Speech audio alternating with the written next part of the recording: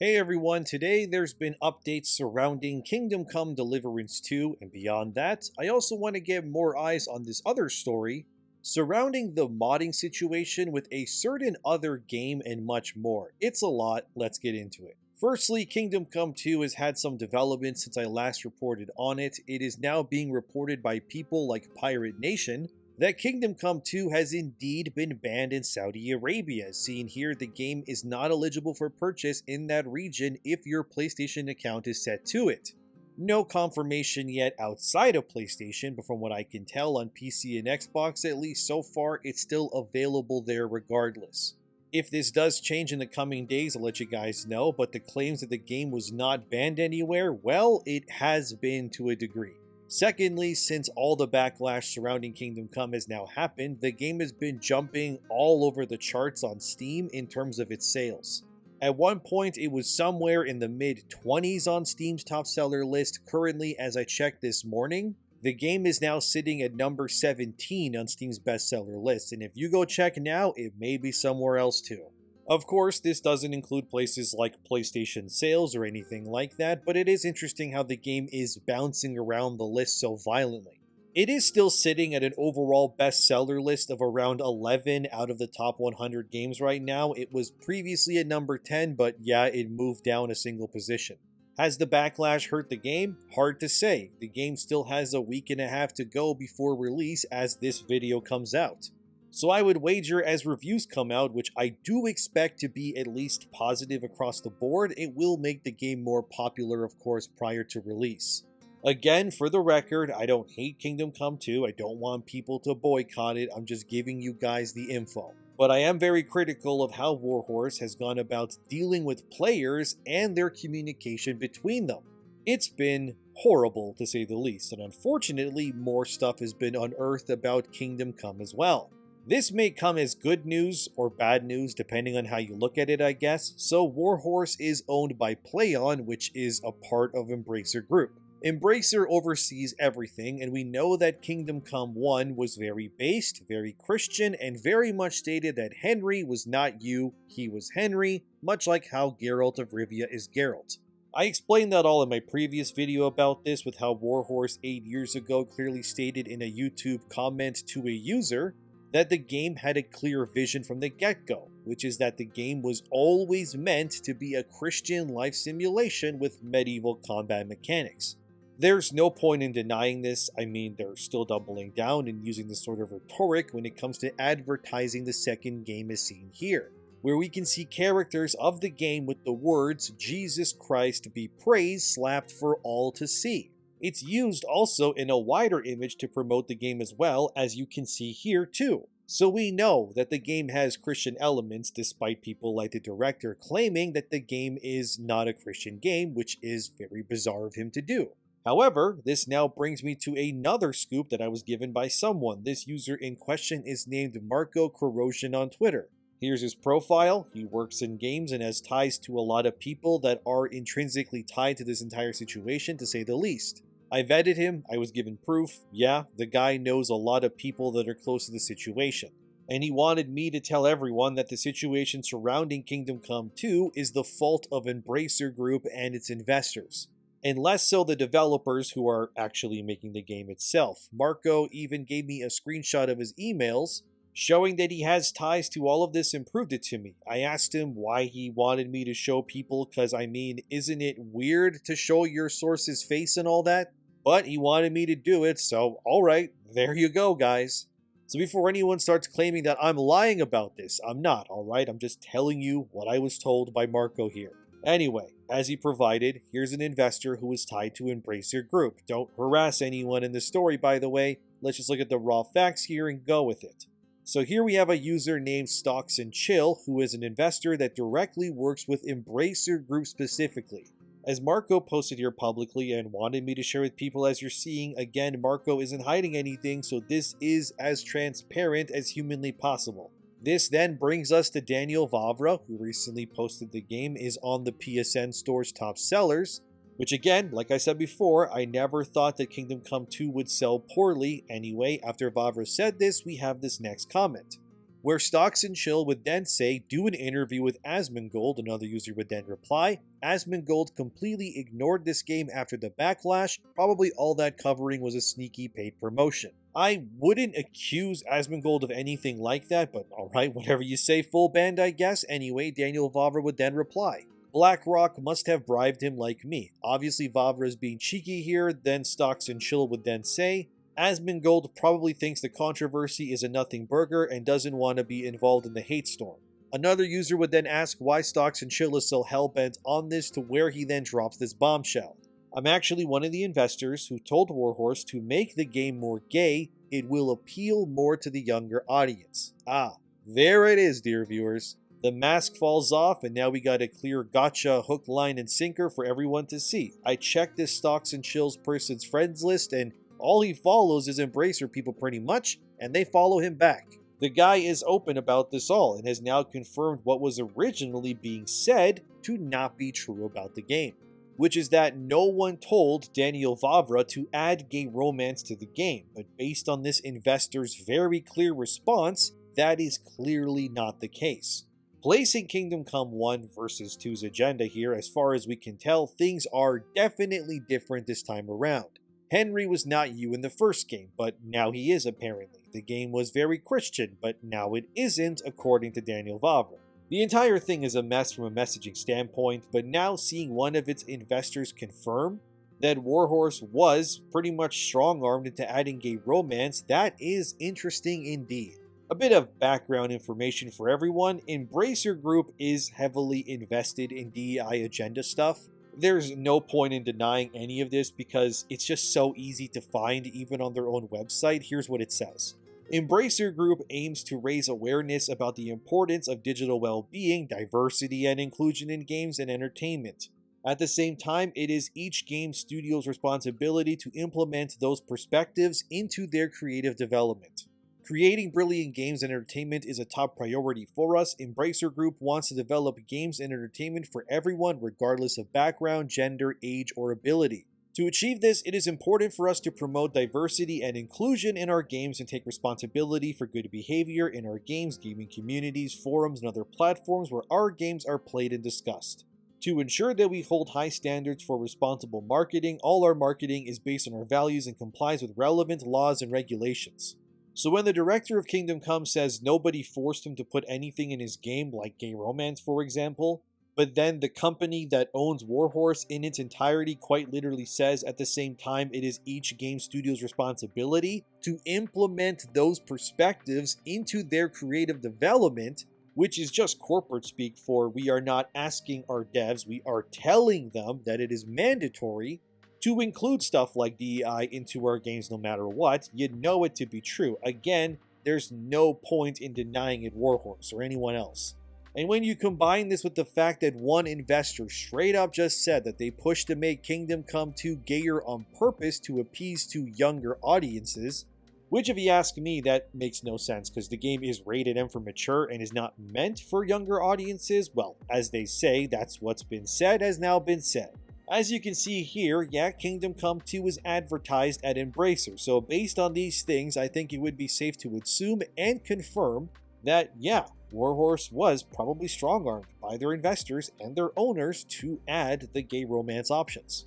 Again, either way, I'll review the game to comb it over when it releases, but I don't appreciate it when devs just lie about these things when it's so easy to prove them wrong otherwise. I would assume that Daniel Vavra had his hands tied and was likely forced to do this, but either way, I'm not going to make any excuses for them. I'm not going to defend them on this one because it's so obvious what they're saying versus what is real is two very different things here. A user also asked a dev if the gay character in the game that Henry could romance with could be ended, and here was the response. I'll go as far and tell you that this character is at least important enough for the plot that it will not be possible to kill him, because the player cannot kill plot-relevant characters. It also has to be a plot-relevant character because the process leading to the scene is spread over multiple parts of the story. Fail one part and you'll miss the scene. So, this gay character is prominent enough that they are unkillable and are a part of the main story confirmed. Again, I don't personally have a problem with gay characters as long as they're done right. As always, go see Dion in Final Fantasy 16 for how to do it very well. But as a guy who gives you all the info you need when it comes to games, I thought I would make this evidently known, so there you go, now you know, do what you will with this information. But then we also have Minimal Effort Gaming, who recently got more info as I was making this video when it comes to the whole Saudi Arabia ban. They were notified by someone who lives in Saudi Arabia that Sony PlayStation has indeed banned the game from sale in their region of the world and have begun issuing refunds. Here's exactly what it says.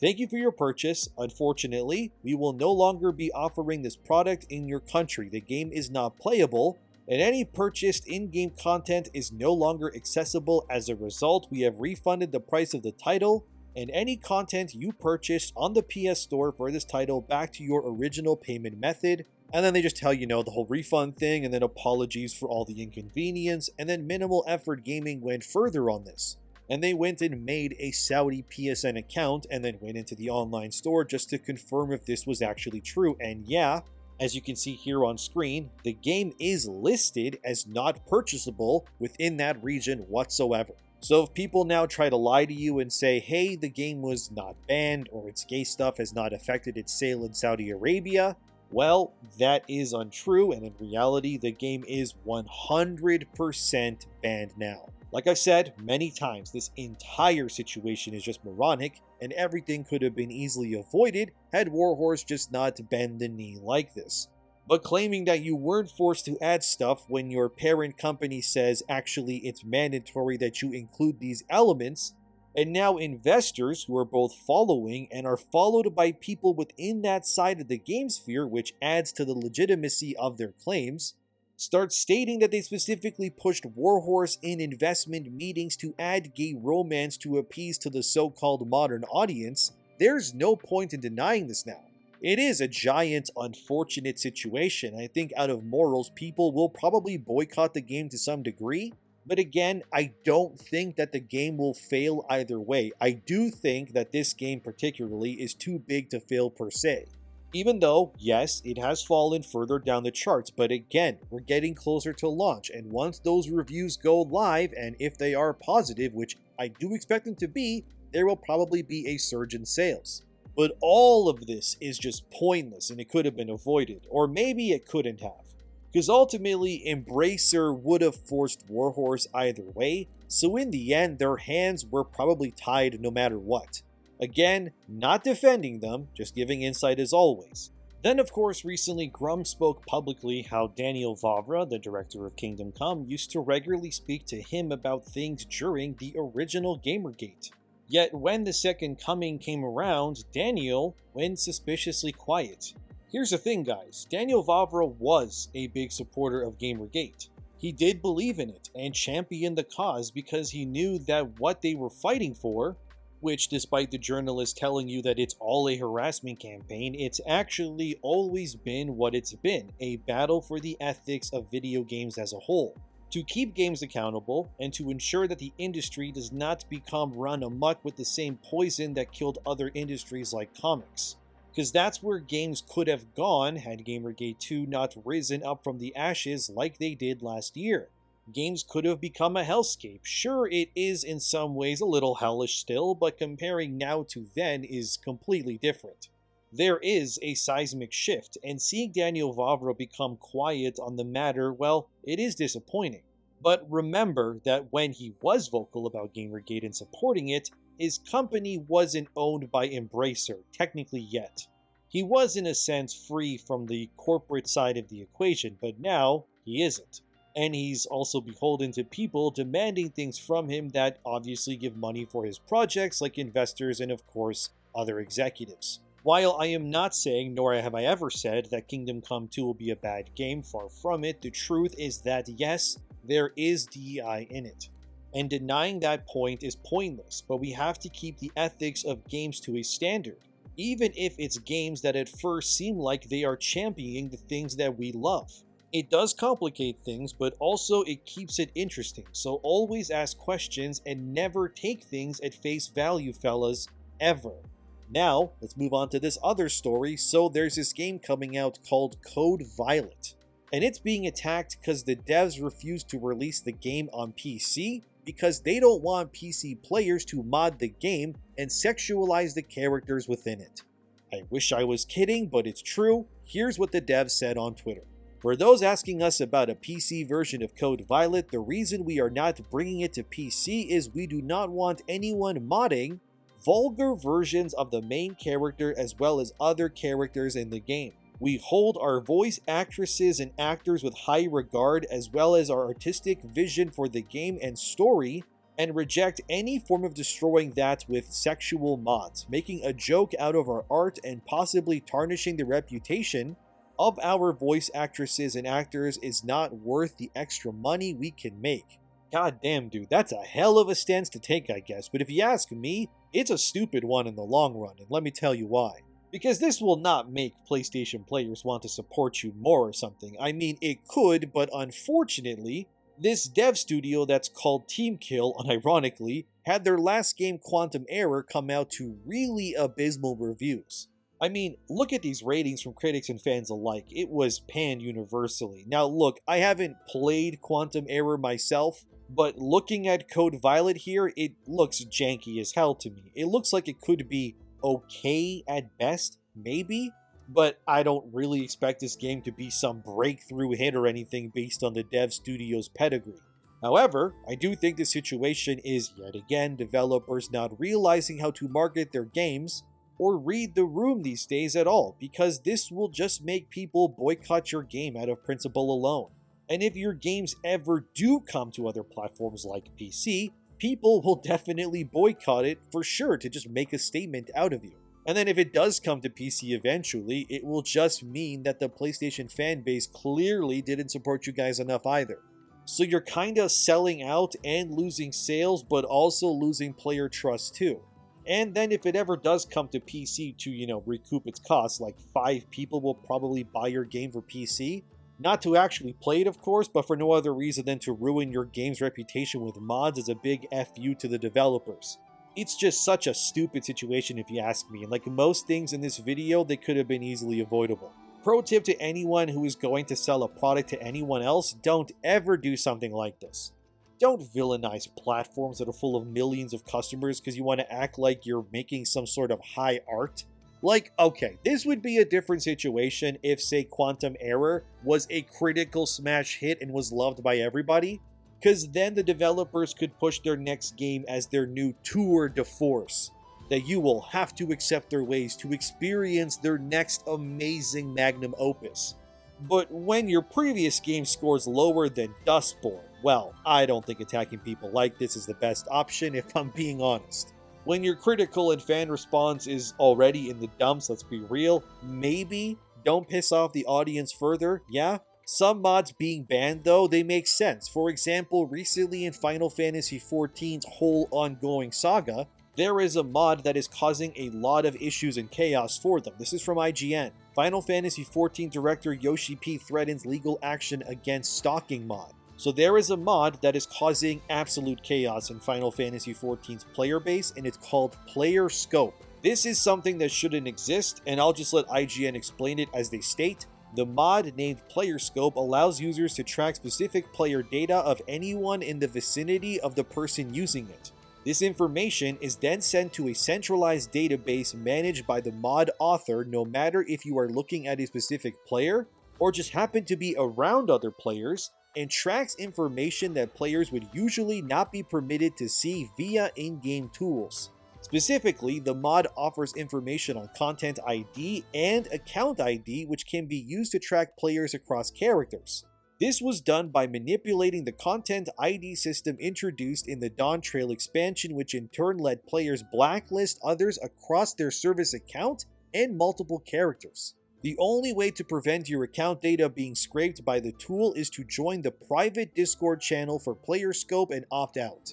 Theoretically, every single Final Fantasy XIV player who is not in the Discord channel is having their data scraped. Obviously, this is a significant privacy risk, and the community has been vocal in its response. The purpose is obvious: to stalk people, one commenter noted on Reddit. Then, Naoki Yoshida, the producer of Final Fantasy XIV and XVI, had this to say about this Player Scope mod.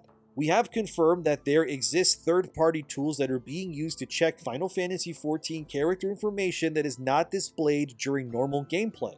The tool is being used to display a segment of a Final Fantasy XIV character's internal account ID, which is then used in an attempt to further correlate information on other characters on the same Final Fantasy XIV service account. The development and operations teams are aware of the situation and the concerns being raised by the community and are discussing the following options: requesting that the tool in question be removed and deleted and pursuing legal action. Aside from character information that can be checked in-game and on the lodestone, we have received concerns that personal information registered on a user's Square Enix account, such as address and payment information, could also be exposed with this tool.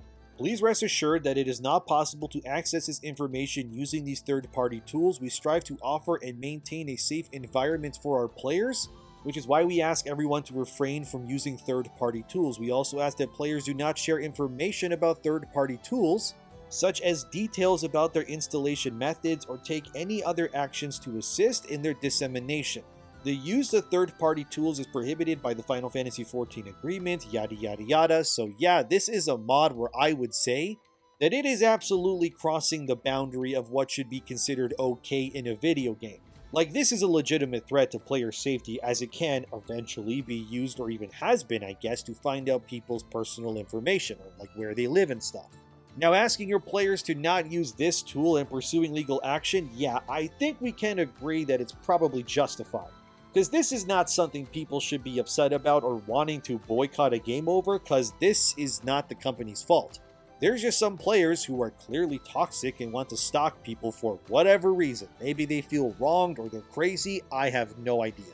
But comparing this to the Code Violet situation, where they just don't want sexy mods to maintain their artistic integrity, which, let's be real, your games don't review well, so you probably shouldn't be doing that in the first place, is at opposite ends of the spectrum here. The Final Fantasy player scope situation breaches trust and goes into that shady player safety shadowy area, where yeah, this should probably not be allowed to run amok like this, but refusing the entire PC platform because you don't want to see your main character or whatever in like a swimsuit, you do know that people can still crack the game on PlayStation, and then pull it to a PC, and then just make mods out of your characters to spite you, right? And by the way, I would almost guarantee this is what ends up happening when the game releases either way, despite what they want to happen. There's nothing that they can do to make that not be a thing, and they're pretty much emboldening the mod community to just troll the hell out of them in defense now, but that's where we're at. Kingdom Come is being caught in another web of lies that will do them no favors, and then this Code Violet game has a dev team thinking that they're out here making the next epic, so they don't want it to be tarnished. Alright, I guess we'll see what happens. But you ask me, I don't see a smooth, happy launch when that game arrives. Oh well, thank you for watching as always, subscribe, let me know what you think, and I'll see you soon.